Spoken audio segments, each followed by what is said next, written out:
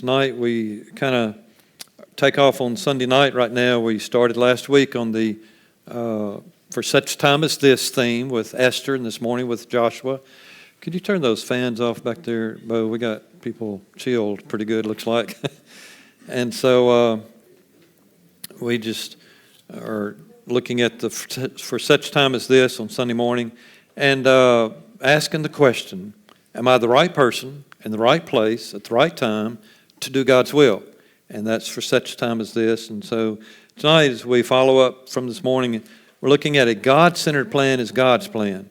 And you say, well, that, say it real fast. I have to think about that. Not sure what you mean by that, but we'll just walk through this. We're looking tonight at Genesis chapter 6. In Genesis chapter 6, we find a man by the name of Noah. And this is the account of Noah. This is about Noah's life. Noah was a righteous man. As God wanted to describe Noah, he said Noah was a righteous man, blameless among the people of his time, and he walked with God. That's the account of Noah. That just describes Noah's life. And so when we describe people's lives, a lot of times we tell these phrases and sentences and paragraphs and stories and tell about people's lives and who they are by describing their life and what they're like. Well, this is how God described Noah. He was a righteous man, blameless among the people of his time, and he walked with God. By the way, he said, Noah had 3 sons, Shem, Ham, and Japheth. And so, moving along the scripture, now the earth was corrupt, and God's sight was full of violence. So, he just kind of set us up. Here's Noah. He's got 3 sons, and we'll learn later, of course, we won't get into it tonight much, but he also had 3 daughters-in-laws, and he had a wife. So, now the earth was corrupt in God's sight, and it was full of violence. Sounded like a bad place to live at that time. Sounded like another time in history that the earth was corrupt in God's sight, was full of violence. Maybe, 100 years ago or something like that. Oh, maybe now? Okay. God saw how corrupt the earth had become. For all the people on earth had corrupted their ways. They had gone in the wrong direction, doing the wrong thing so long that there was no turning back in their lives. And so God said to Noah, I am going to put an end to all people, for the earth is filled with violence because of them. I am surely going to destroy both them and the earth. So, Noah, make yourself an ark of cypress wood, make rooms in it, and coat it with pitch inside and out.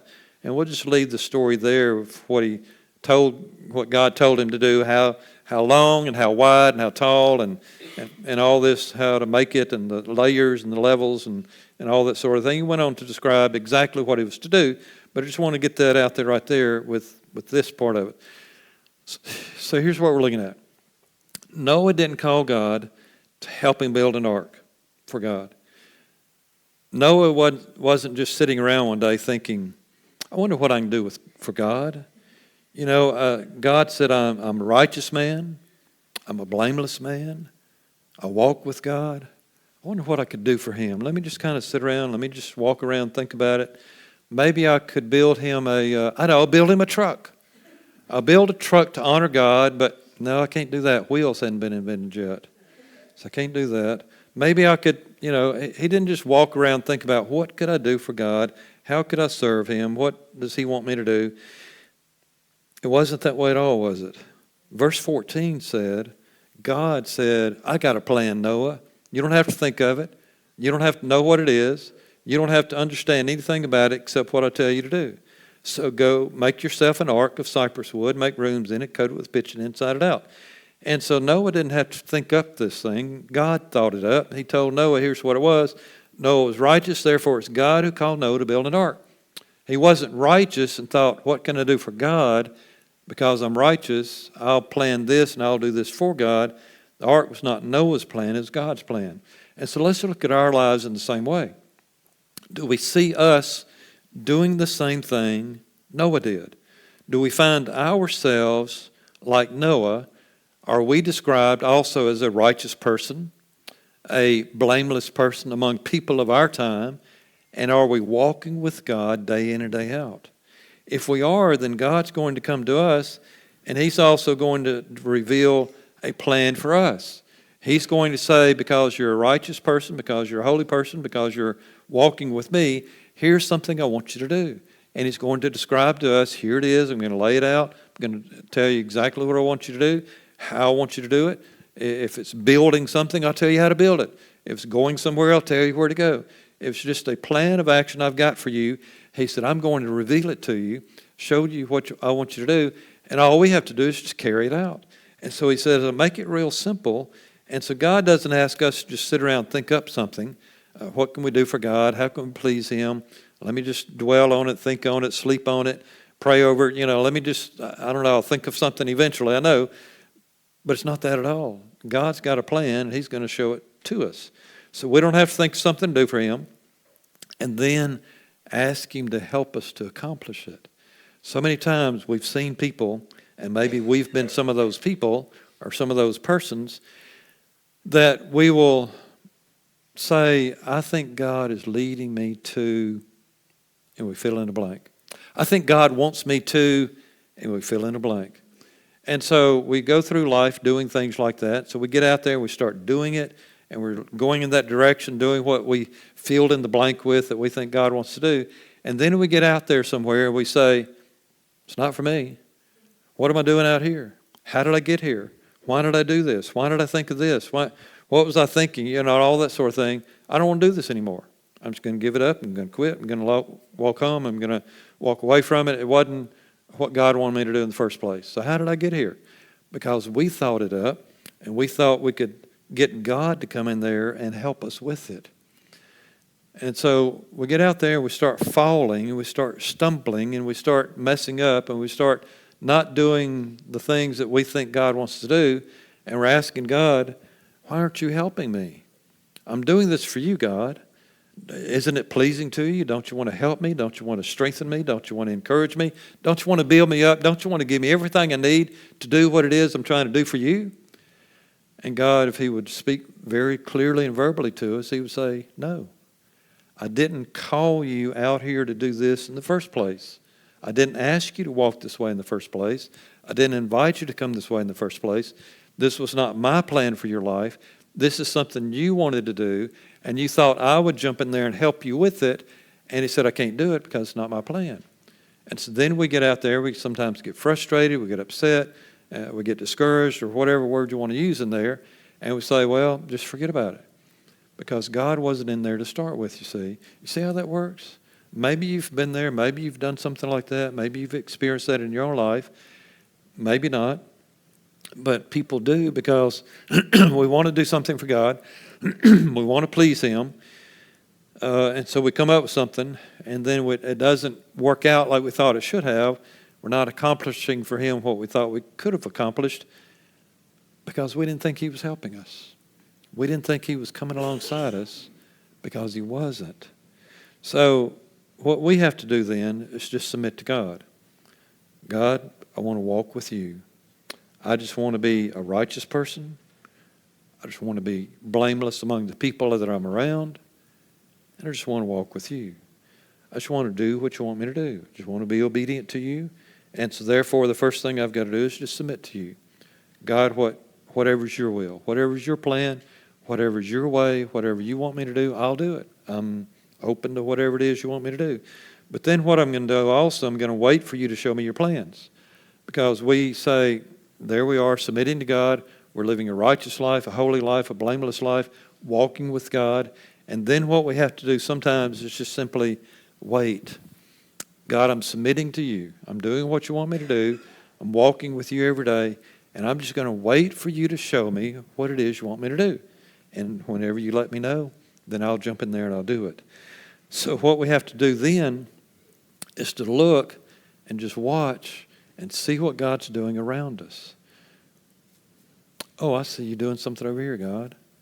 I noticed you're at work over here in that person's life, that family's life, this group of people or this organization or whatever it may be, that somebody at work or somebody at school or wherever it may be, or just somebody at Walmart or on the side of the road or something. God, I just see you doing something here in their life. They're asking questions about you. I hear them talking about you. I hear things going on in their life that they need some guidance in and some wisdom in and some God in their lives, and I can step in there and do that. And so we just look around, we see what God's doing, and then we just join him. God, I see what you're up to over here, so I'm just going to join in this, what you're doing. I notice it with my eyes, I hear it with my ears, and I see you're doing something because I'm already submissive to you.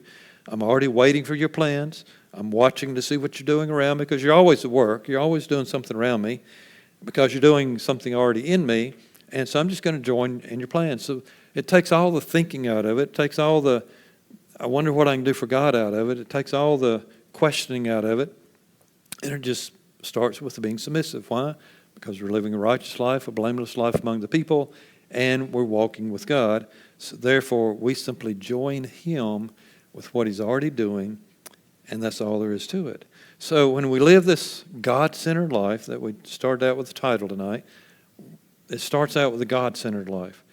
We don't start out with a person-centered life or a organization-centered life or a school or a work or something else life. We start out with a God-centered life. The song this morning, First Things First. We're putting God first in our life. In a family, and let me just do a man first because I'm a man.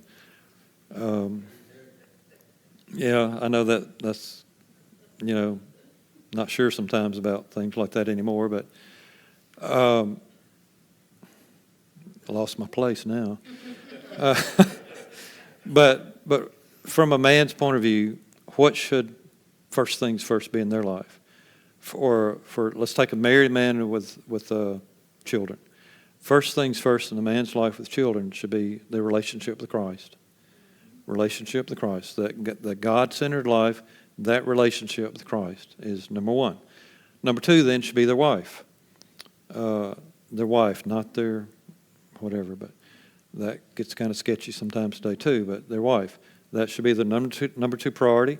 And then number three is their children, if they have children. And so it's in that order, those three in that order. God-centered life, wife-centered life, and then children-centered life in that order. And sometimes we get those three mixed up. We bring three up to one and one down to two and all that sort of thing.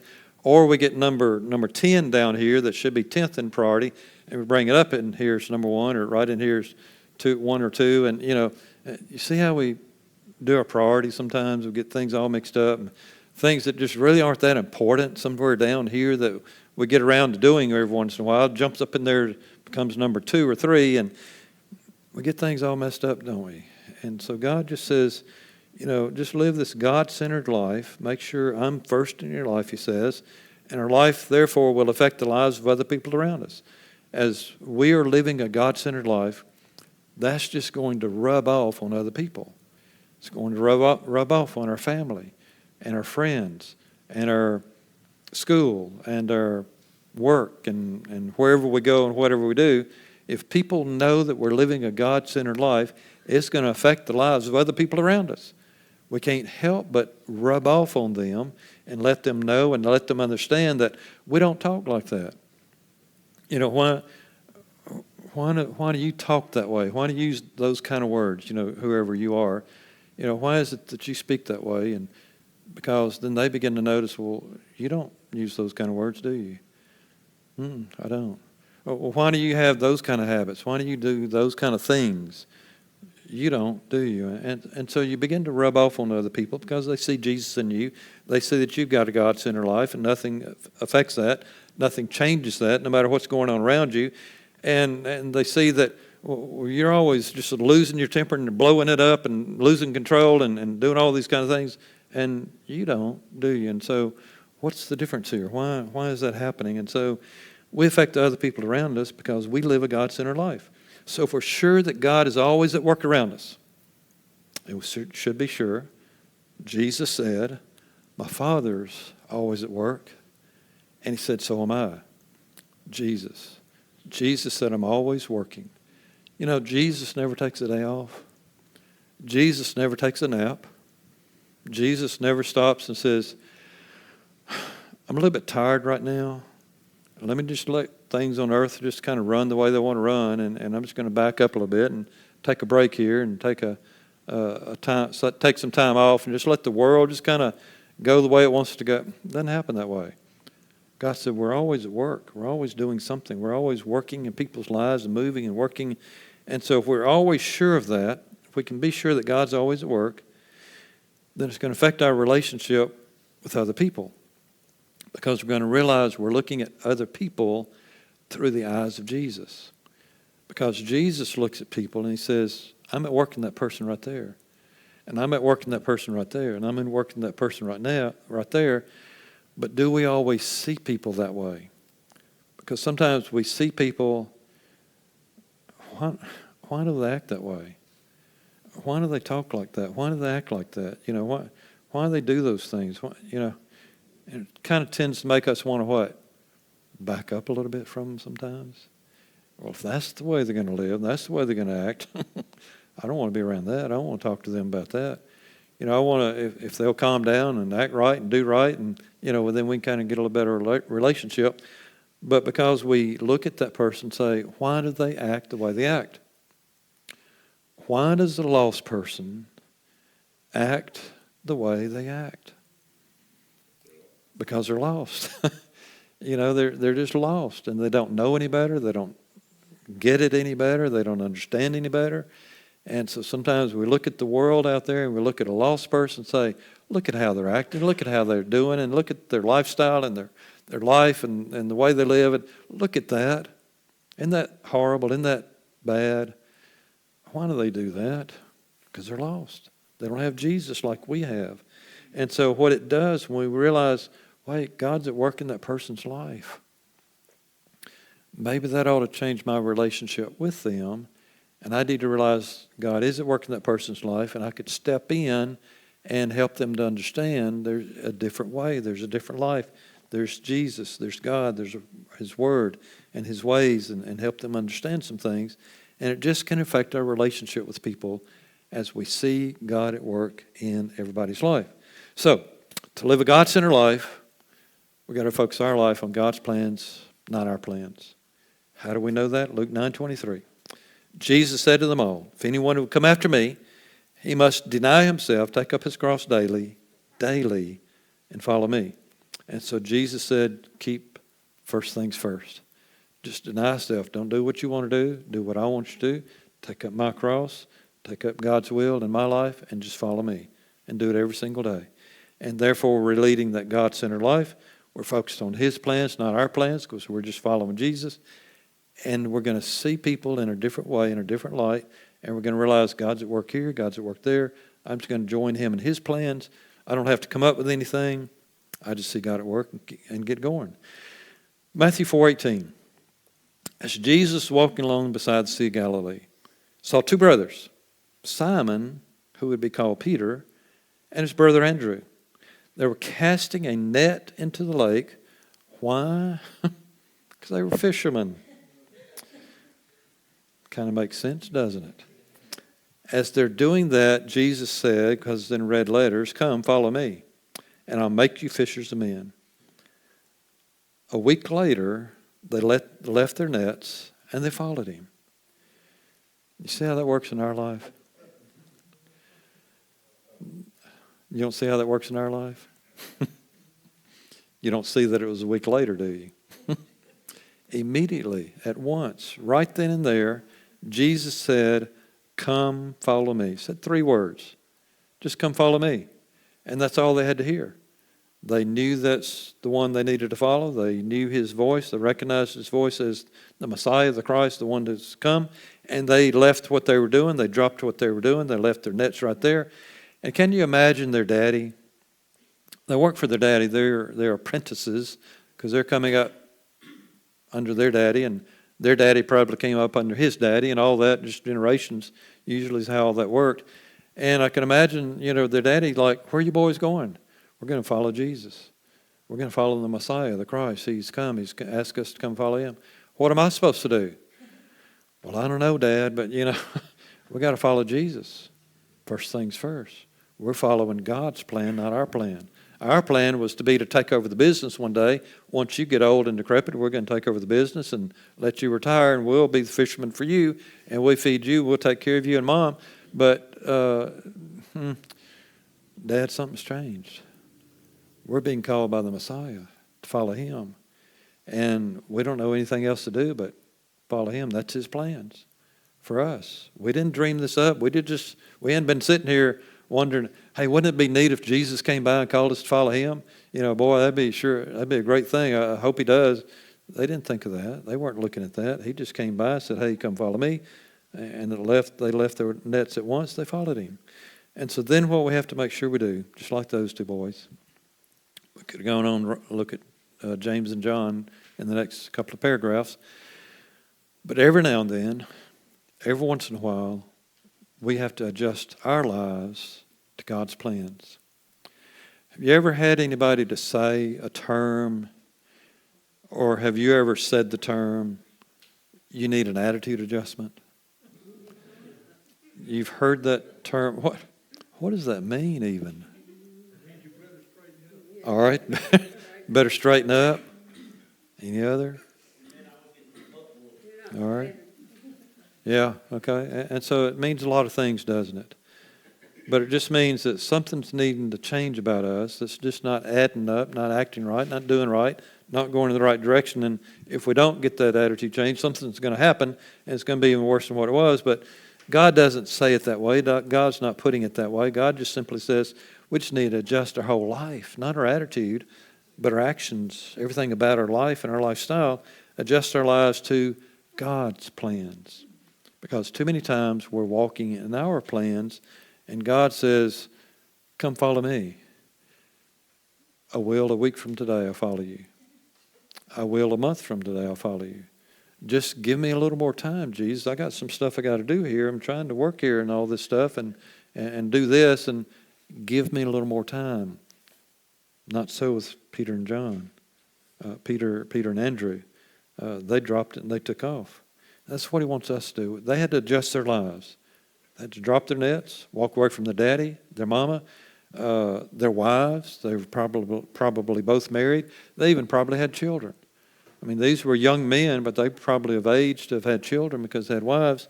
And they had to do all of that and just step away from it and follow Jesus. And so we have to make adjustments in our lives to God's plans so that he will do through us what he wants to accomplish. He says, I've got something I want to accomplish through your life. Unless you adjust your life to come and follow me and go with me where I want you to go, a God-centered path, God-centered ways, it won't be accomplished. He wants to accomplish things through us as individuals, families, church, community, nation, but we sometimes simply have to make adjustments in our lives so that we can hear his voice, submit to his voice, and just follow him wherever he leads us. Because, see, God's not our servant. We're his servant. And too many times we want to come up with a plan, an idea, a thought. God, this would be so great to do this for you. I could really accomplish this. I'm good at this. I could really go in this direction, do this for you, and it'd be a great thing. Just come and bless it.